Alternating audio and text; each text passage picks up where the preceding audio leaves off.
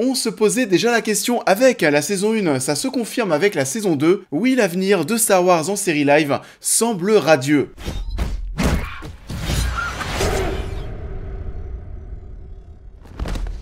This is the way. Bonjour à tous, j'espère que tout le monde va bien. On se retrouve en ce samedi matin pour parler Star Wars. Après la conclusion de cette saison 2 de The Mandalorian qui vient tout juste d'arriver sur Disney+, on va revenir aussi très rapidement sur ce que j'ai pensé de la première saison. La critique est disponible sur la chaîne. La saison 2, on en parle. The Mandalorian, seconde saison, est disponible sur Disney+, et est de même composé de 8 épisodes. Le Mandalorian et l'enfant poursuivent leur voyage, affrontant des ennemis et rejoignant des alliés. Ils vont se frayer un chemin à travers la galaxie dangereuse dans la tumultueuse période qui a suivi la chute de l'Empire. Alors, petit rappel de ce que j'avais pensé de la saison 1. Comme beaucoup, ça m'avait plutôt plu, même si je ne pouvais pas m'empêcher en fait de penser qu'à côté de ça, c'était aussi un petit peu chiant, il se passait pas grand chose. On était face à un gros kiff en termes d'univers, d'ambiance, de se retrouver dans une œuvre live dans l'univers de Star Wars qui dénotait beaucoup avec les longs métrages. Mais concrètement, même si les épisodes n'étaient pas très longs, et bah parfois tu sentais quand même ce côté coquille vide. Oh, ça c'est pas très gentil. Le succès de la première saison s'est quand même essentiellement reposé sur l'introduction de ce Baby Yoda qui est devenu très vite un monstre marketing et qui a généré beaucoup de communication autour du show. Oh boy. Du coup voilà, cette saison 2, c'est vrai que je l'ai pas vraiment attendu, j'étais pressé de retrouver l'univers Star Wars parce que ça faisait longtemps, j'étais pressé de voir de la nouveauté. On court quand même pas mal après du contenu exclusif durant cette année, mais le fait que ce soit The Mandalorian, j'étais pas non plus ultra chaud, et pourtant, et bah cette saison 2 de The Mandalorian m'a bien plus stimulé que la première. Au point même où clairement avec Rogue One, c'est de très loin le meilleur contenu live de l'univers qu'on a eu depuis Star Wars 3, la revanche des Sith. Show me the one whose safety deemed such destruction. You must reunite it with its own kind. Where? This you must determine. Alors déjà dans un premier temps, c'est vrai que j'étais pas forcément très rassuré parce que ça partait un petit peu comme la saison 1. On est face à deux premiers épisodes qui sont pas très emballants non plus. On va reprendre la même recette que les tout premiers épisodes de la série, on va avoir voilà des missions que l'on va suivre, une mission par épisode. On n'a pas vraiment encore une fois l'impression que le fil rouge de l'histoire avance. En fait c'est un petit peu bizarre, mais voilà, The Mandalorian, ça s'est arrangé ensuite pour les épisodes qui suivent, mais on a l'impression d'être face, vous savez, à un jeu vidéo qui te demande de faire des quêtes secondaires pour que tu puisses avancer dans la quête principale. Ce qui va donner ce côté assez frustrant avec la série, mais comme je vous le disais, ça va être surtout comme ça pour les deux premiers épisodes, parce qu'ensuite tout va commencer à s'emballer. On va se retrouver face à des événements, des rencontres, des personnages de l'univers Star Wars qui débarquent et qui vont très vite nous scotcher à notre siège. On s'ennuie de même beaucoup moins peut-être parce qu'on retourne assez vite à des épisodes de 30-40 minutes avec un rythme quand même assez intense. Et 30 minutes, ça passe très très vite. Et d'ailleurs, je sais pas vous, mais pour ma part, j'ai tout maté avant l'épisode final. Mais je ne pouvais pas m'empêcher de penser à ceux qui attendaient chaque vendredi pour le nouvel épisode. Mais attendre une semaine pour voir quelque chose de 30 minutes, est-ce que ce n'est pas frustrant? À vous de me le dire en commentaire. En tout cas oui, comme je le disais, malgré un départ assez longué, j'ai réussi à totalement m'y retrouver dans la suite de cette saison. C'est de plus en plus plaisant à suivre, la relation entre Mando et l'enfant est de même de plus en plus attachante, même si l'enfant n'est pas très expressif et que Mando est quasiment tout le temps caché sous son masque, mais ça n'empêchera pas de réussir quand même à créer de l'émotion. Et il y a une chose dont j'avais un petit peu peur pour tout vous dire, étant donné que j'ai tout rattrapé à la fin, j'ai suivi l'emballement des fans pour le show chaque vendredi. C'était assez stimulant, mais j'ai retrouvé quand même, j'avoue, une certaine excitation des gens tous les vendredis, comme je le disais, comme pouvait le provoquer par exemple Game of Thrones dans une moindre mesure. Mais il y avait quand même un petit quelque chose assez pour te faire spoiler des événements, des arrivées de personnages cultes, etc. Et ça quelques heures après la diffusion de l'épisode, tant encore une fois, le show a réussi à créer cette hype et cette excitation. Et j'avais peur parce que j'ai compris que beaucoup de choses, visiblement, allaient être en lien avec Star Wars The Clone Wars et Rebels que je n'ai tout simplement pas vu. Ah!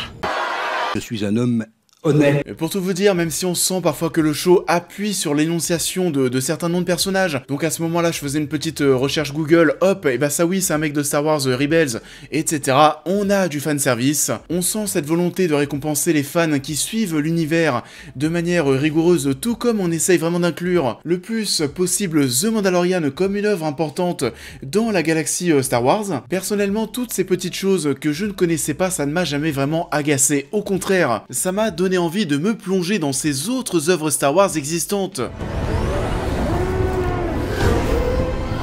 You know this is no place for a child.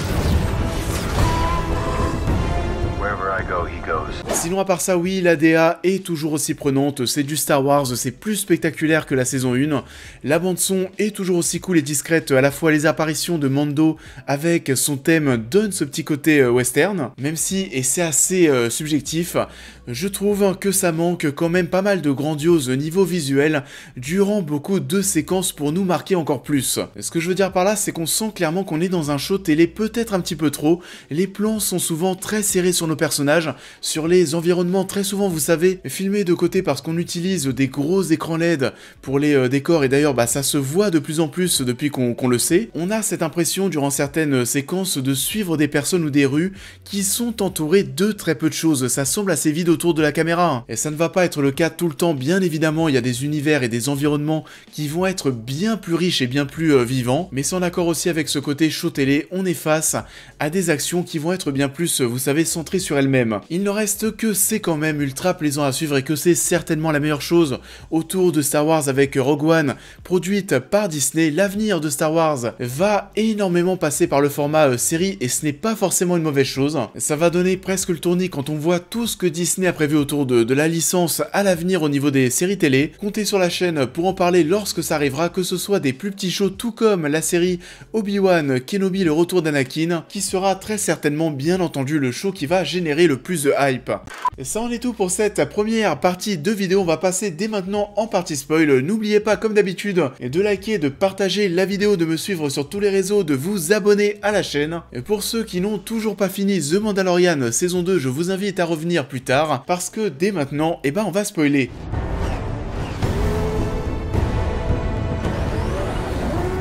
Alors, pour commencer, on va bien sûr parler de cet épisode 5 qui a retourné tous les réseaux sociaux, qui est réalisé par Dave Filoni derrière justement Clone Wars et Rebels. Donc bon, on sent que cette saison 2 de The Mandalorian, on a essayé de faire des gros liens entre tout ça. On a eu l'intro d'Ahsoka Tano, alors là c'est assez simple, hein. Vers 11h, là où pas mal de personnes avaient déjà fini l'épisode, sa tête était absolument partout sur Twitter. Si vous n'étiez pas en congé, enfant déscolarisé ou alors au chômage, vous vous êtes fait spoiler le design d'Ahsoka Tano parce qu'à 11h, elle était partout sur le web. Mais en tout cas ouais, elle est extrêmement classe, super bien mise en scène avec cette intro dans ce brouillard, avec ces deux sabres qui sont visibles. On a mis beaucoup de tension et de spectacle dans cette séquence.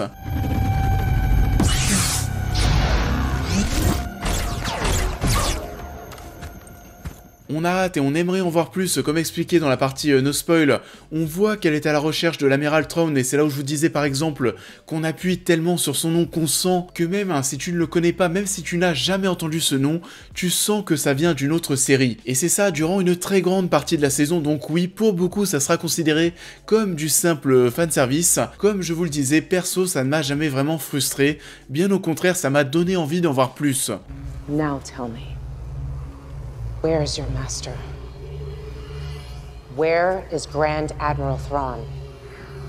Et l'une des autres grosses révélations de la saison, c'est que Baby Yoda n'est pas Baby Yoda comme on l'appelle depuis un an, mais Grogu. On est par contre toujours sur une grosse mascotte qui ne sert pas forcément à grand chose au fil des épisodes. Il est un colis qui est toujours aussi mystérieux durant encore beaucoup d'épisodes. On retrouve clairement encore une fois le fait qu'on tire certains événements en longueur le concernant Grogu. Et on va voir finalement toute une thématique autour de l'attache qu'on peut porter à cet enfant, qu'on ne doit pas s'attacher à lui, qu'on ne sait pas encore, tout comme certains grands Jedi, Anakin Skywalker en l'occurrence, comment il pourrait tourner à l'avenir, quelle voie va prendre cet enfant. Et ce qui est intéressant, c'est qu'on voit que Mando et cet enfant commencent à avoir des liens de plus en plus forts. Grogu.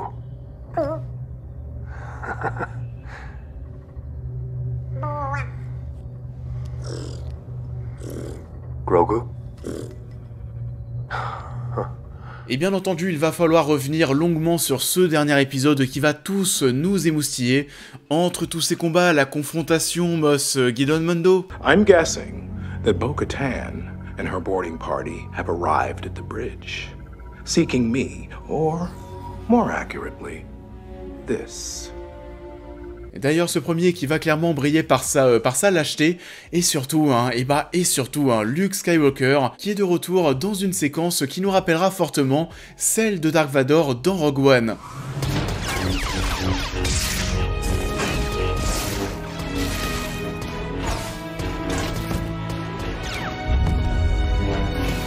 Pour tout vous dire, c'est vrai que j'étais assez surpris parce que je pensais vraiment qu'on allait devoir attendre la saison 3 pour découvrir ce fameux Jedi qui était teasé, mais encore une fois, on voit que la saison a accéléré les choses au niveau de son rythme. On a clairement passé la seconde au fil des épisodes, on ne perd plus son temps avec des choses secondaires, Luke débarque et oui, c'est spectaculaire. On est face à un grand moment d'émotion, un grand moment dans l'univers de Star Wars. Déjà le fait de retrouver Luke, plutôt bien foutu d'un point de vue numérique, même si j'imagine que beaucoup vont se plaindre de ça, qu'il n'est pas extrêmement bien fait, c'est vrai aussi qu'il n'est pas très bavard, parce qu'on sait que faire en sorte qu'au niveau de la bouche, faire quelque chose numériquement crédible, et bah c'est assez compliqué. May the Force be with you. Mais en vrai, ça te sort pas du truc, c'est juste magique, et les adieux entre Mando et Grogu sont ultra poignants. On a Mando qui retire son casque une nouvelle fois, on sent qu'il a de plus en plus de mal à se cacher, à cacher les émotions qu'il ressent.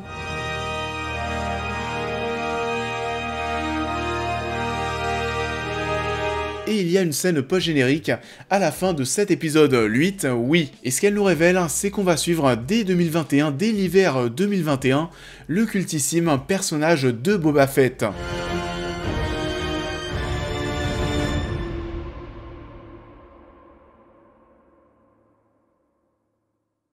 Que nous vend cette scène post-générique? Est-ce un teasing pour la saison 3 qui se focalisera sur ce personnage?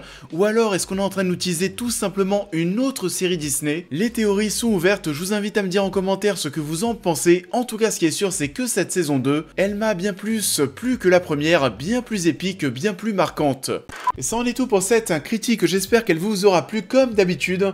Je vous invite à liker et à partager cette vidéo, à me dire en commentaire ce que vous avez pensé de la saison 2 de The Mandalorian, et si vous l'avez préféré à la première. Pour les nouveaux comme d'hab, je vous invite à vous abonner, à me suivre sur tous les réseaux, à devenir membre soutien si vous souhaitez aider la chaîne, et on va se retrouver très prochainement pour parler encore une fois Disney+, parce que oui, la critique de Saul arrive. En attendant, je vous souhaite à tous de très bonnes vacances pour ceux qui ont des vacances dès maintenant, durant cette période de Noël, et je vous dis à très vite.